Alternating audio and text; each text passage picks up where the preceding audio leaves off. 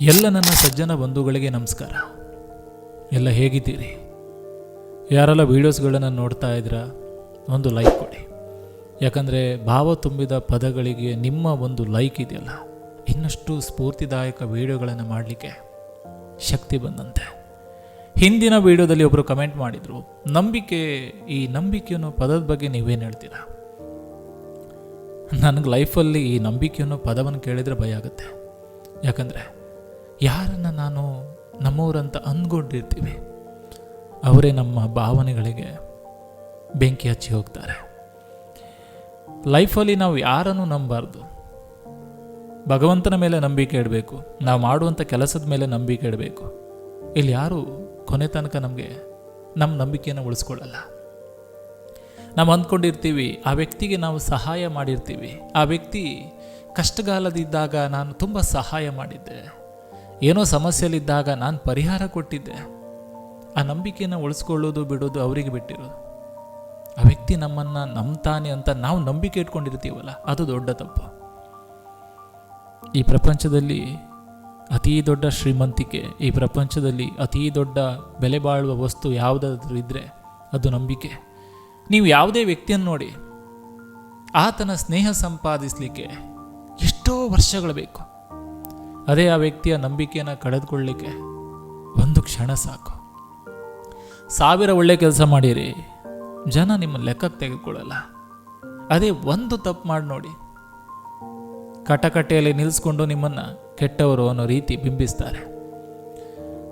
ನಾವಿಲ್ಲಿ ನಂಬಿಕೆಯನ್ನು ಪದದ ಬಗ್ಗೆ ಮಾತಾಡೋದಾದರೆ ನಮ್ಮ ಮೇಲೆ ನಾವು ನಂಬಿಕೆ ಇಡಬೇಕು. ನಮಗಿಂತ ನಂಬಿಕಸ್ಥರು, ನಮಗಿಂತ ನಂಬಿಕೆ ಉಳ್ಳ ವ್ಯಕ್ತಿ ಈ ಪ್ರಪಂಚದಲ್ಲಿ ಯಾರೂ ಇಲ್ಲ.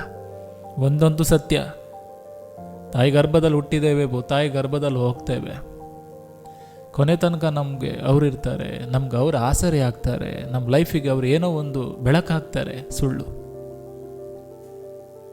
ಇಲ್ಲಿ ನಾವೇ ಶಾಶ್ವತವಲ್ಲ ಅಂದಮೇಲೆ ಇನ್ನೊಬ್ಬರ ಮೇಲೆ ನಂಬಿಕೆ ಇಟ್ಕೊಳ್ಳೋದು ದೊಡ್ಡ ತಪ್ಪು. ಮಾಡೋ ಕೆಲಸದ ಮೇಲೆ ನಂಬಿಕೆ ಇಟ್ಕೊಳ್ಳಿ. ನಿಮ್ಮನ್ನು ಯಾರು ನೋಯಿಸ್ತಾರೆ ಅಂಥವ್ರನ್ನ ನಂಬೋಕೆ ಹೋಗಲೇಬೇಡಿ. ತುಟಿಗೆ ತುಪ್ಪ ಸಬರಿ, ತುತ್ತಿಗೆ ವಿಷ ಬರೆಸೋ ಜಗತ್ತು ಇದು. ಯಾರನ್ನು ನಂಬೋ ಸ್ವಾಮಿ? ತಂದೆ ತಾಯಿ ಬಹಳ ಕಷ್ಟಪಟ್ಟು ತಮ್ಮ ಮಕ್ಕಳನ್ನು ಓದಿಸ್ತಾರೆ, ನಾಳೆ ನಮ್ಗೆ ಆಸರೆ ಆಗ್ತಾರೆ ಅಂಥ ತಂದೆ ತಾಯಿಯನ್ನೇ ವೃದ್ಧಾಶ್ರಮ ಕಟ್ಟುವಂಥ ವ್ಯಕ್ತಿಗಳು ಈ ಸಮಾಜದಲ್ಲಿದ್ದಾರೆ. ಯಾರಿಗೆ ನೀವು ನಿಮ್ಮವರು ಅಂತ ತಿಳ್ಕೊಂಡಿರ್ತೀವಿ, ನಮ್ಮವರು ಅಂತ ತಿಳ್ಕೊಂಡಿರೋರು ಕೊನೆಗಾಲದಲ್ಲಿ ನಮ್ಮನ್ನು ಬಿಟ್ಟು ಹೋಗ್ತಾರೆ. ಯಾರು ಶಾಶ್ವತ ಅಲ್ಲ. ಈ ನಂಬಿಕೆ ಅನ್ನೋ ಪದ, ನಾವು ಯಾರನ್ನು ನಮ್ಮವರು ಅಂತ ಅಂದ್ಕೊಂಡಿರ್ತೀವಿ ನೋಡಿ, ಪ್ರಪಂಚದಲ್ಲಿ ಬೆಲೆ ಕಟ್ಟಲಿಕ್ಕೆ ಆಗೋದಿಲ್ಲ ನಂಬಿಕೆ. ಕೊನೆ ತನಕ ನಮಗೆ ನಾವೇ ಶಾಶ್ವತ. ಅಂತಿಮವಾಗಿ ಇಷ್ಟೇ ಬದುಕು. ಕೊನೆ ಗಳಿಗೆಯಲ್ಲಿ ನಮ್ಮ ಪರಿಚಯಸ್ಥರೇ ನಮ್ಮ ಸತ್ತ ದೇಹದ ಮುಂದೆ ನಿಂತು ಇನ್ನು ಎಷ್ಟು ಸಮಯ ಹಿಡಿದು ಎಂದು ಪ್ರಶ್ನಿಸುವರು. ಹೆಚ್ಚು ಹೊತ್ತಾದರೆ ಲೊಚಗುಟ್ಟುವರು, ಪಿಸುಗುಟ್ಟುವರು, ಯಾವಾಗ ಎತ್ತುತ್ತೀರಾ? ಇಷ್ಟೇ ಬದುಕಯ್ಯ. ಸ್ಮಶಾನದಲ್ಲಿ ಬಿದ್ದ ಬೂದಿಯನ್ನು ನೋಡಿ ಮನಸ್ಸು ಮೆಲ್ಲನೆ ನುಡಿಯಿತು, ಬರೇ ಬೂದಿಯಾಗುವುದಕ್ಕಾಗಿ ಮನುಷ್ಯ ಜೀವನ ಪೂರ್ತಿ ಬೇರೆಯವರನ್ನು ನೋಡಿ ಉರಿಯುತ್ತಾನೆಂದು. ಇದು ನಿನ್ನ ಜೀವನ, ನಿನ್ನ ಸುಖ ದುಃಖಗಳಿಗೆ ನೀನೇ ಹೊಣೆಗಾರಿಕೆ. ಇಲ್ಲಿ ಯಾರು ಬಂದು ನಿನ್ನನ್ನು ಕಾಪಾಡೋದಿಲ್ಲ. ಉರಿದು ಬೂದಿಯಾಗುವ ಬದಲು ಉರಿದು ಬೆಳಕಾಗಿ ಬಾಳೋಣ. ಜೀವನದಲ್ಲಷ್ಟೇ ಬಂಧುಗಳೇ, ನಮಗೆ ನಾವೇ ನಂಬಿಕೆಯಾಗಿರಬೇಕು. ನಮಗೆ ನಾವೇ ಈ ಪ್ರಪಂಚದಲ್ಲಿ ನಾವು ಅಂದ್ಕೊಳ್ಬೇಕು, ನನಗಿಂತ ಶ್ರೇಷ್ಠ ಅಥವಾ ನಾನೇ ಶ್ರೇಷ್ಠ ಅಂದ್ಕೊಳ್ಳೋ ತಪ್ಪು. ಮನುಷ್ಯ ಎಷ್ಟೇ ಕೆಂಪಾಗಿದ್ರೂ ಕೂಡ ಆತನ ನೆರಳು ಕಪ್ಪಗಿರುತ್ತೆ.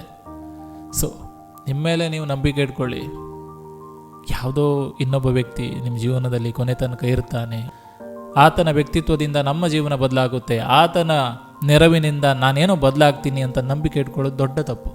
ನಿಮ್ಮ ಮೇಲೆ ನೀವು ನಂಬಿಕೆ ಇಟ್ಕೊಳ್ಳಿ ಅಂತ ಹೇಳ್ತಾ, ನಿಮ್ಮ AK ಶೆಟ್ಟಿನಡೂರು ಕಡೆಯಿಂದ ಮುಂದಿನ ವೀಡಿಯೋದಲ್ಲಿ ಸಿಗ್ತೀನಿ. ಎಲ್ರಿಗೂ ಒಳ್ಳೆಯದಾಗಲಿ. ಮುಂದಿನ ಟಾಪಿಕ್ ಯಾವುದಿರಲಿ.